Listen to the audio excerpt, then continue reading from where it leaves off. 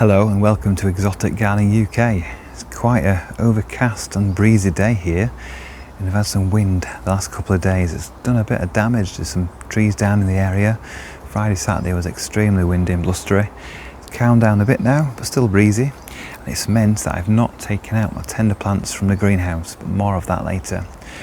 In this episode, we're going to have a look at my project of turning the garage into a grow space / greenhouse. And we're going to be looking at what's in flower at the moment, as well as the tender plants that are going to be brought out. So behind me, we have the Chilean lantern tree, or crinodendron, and this has red lantern-like flowers. I mentioned it quite a few times in the past. This is the main time it flowers. It does flower in late autumn as well, a little bit, but in late spring now, isn't it? Early summer, we get the main flush of these wonderful waxy lantern shaped flowers, completely festooned right across the plant, the old wood, the young wood, and it looks really striking with the dark green leaves behind it. So right, let's look what else is in bloom in the garden. Here we have one of my favourite late spring flowering bulbs, and that is Allium Purple Sensation. Not your typical tropical or exotic plants, but it does add really nice interest to this time of the year. Nice splash of purple, and I've got this in quite a few places in the garden, but here it is offset by the grasses. We've got the zebra grass just in front, just coming through, and the Miscanthus giganteus behind. And then if we just look up in the background, we have another purple flower, and that's the potato vine, Chilean potato vine on the arch. So two nice purple flowers by the bridge. So here we have the pure white Xanthodecia or Pika. This is commonly grown in lots of situations, doesn't mind dry conditions, but it thrives really in moist, wet conditions.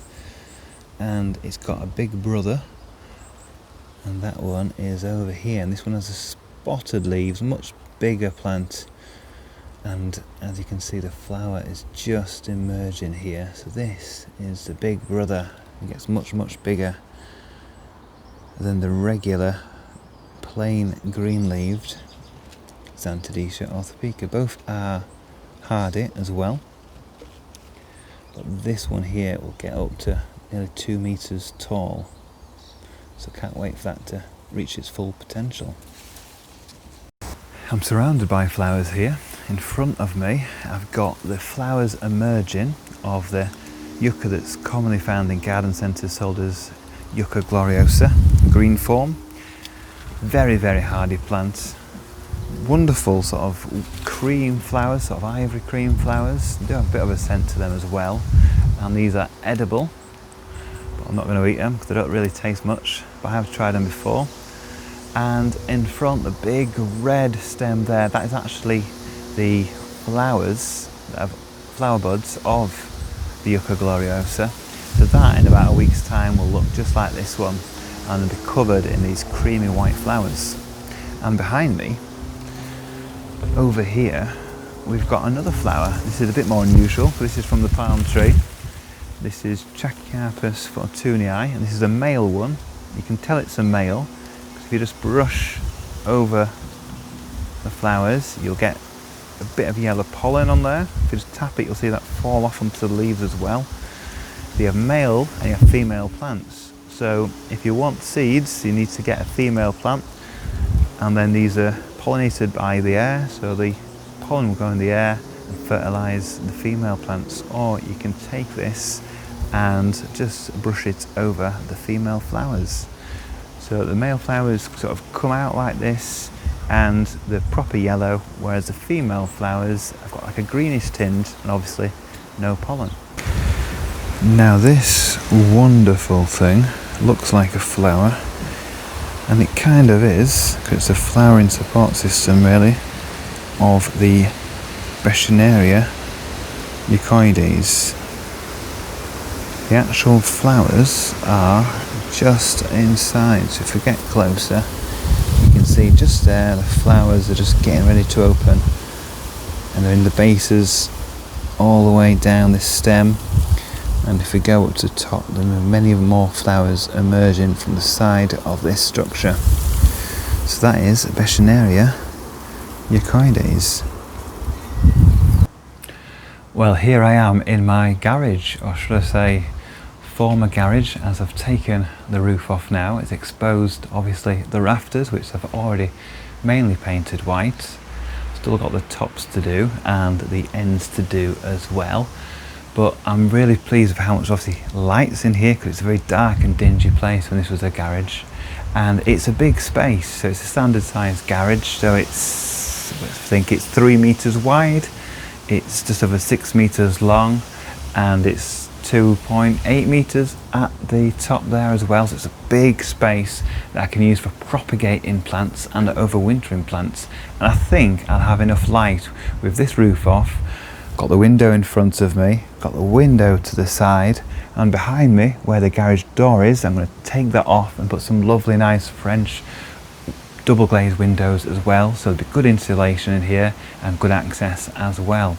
I've had some issues with thinking about how I'm going to get the polycarbonate on here, because at the edges I had some fascia boards where the guttering is, and the actual boards were about 3 or 4 centimeters higher than the end of the rafters, which meant if I put the polycarbonate straight on, it'd be running and hitting the fascia there, and it'd have nowhere to go. It wouldn't actually be falling into the gutters. So what I've had to do is go right round the edges and basically hack away and cut a few centimeters down all along the boards, going around all the rafters and getting all the last bits of wood off the edges as well. It's a bit of a time consuming job. It's not the prettiest finish at the moment, but when I've painted everything up, got the polycarbonate on, I think it will look pretty good, and hopefully there'll be enough light here for growing plants as well as overwintering them, and it'll be a nice space just to basically relax in as well, fingers crossed. So that's the update on the greenhouse grow house garage project.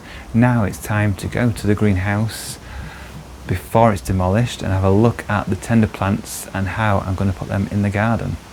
So I'm here at the greenhouse, and for the last week or so I've been hardening off my tender plants that you see behind me. And the process I've done is basically I've turned the heater off to begin with the first couple of nights and kept the doors and windows closed. Then I kept the window and the door open in the day all the time into the evening and overnight as well, so it was getting a bit more breeze through here.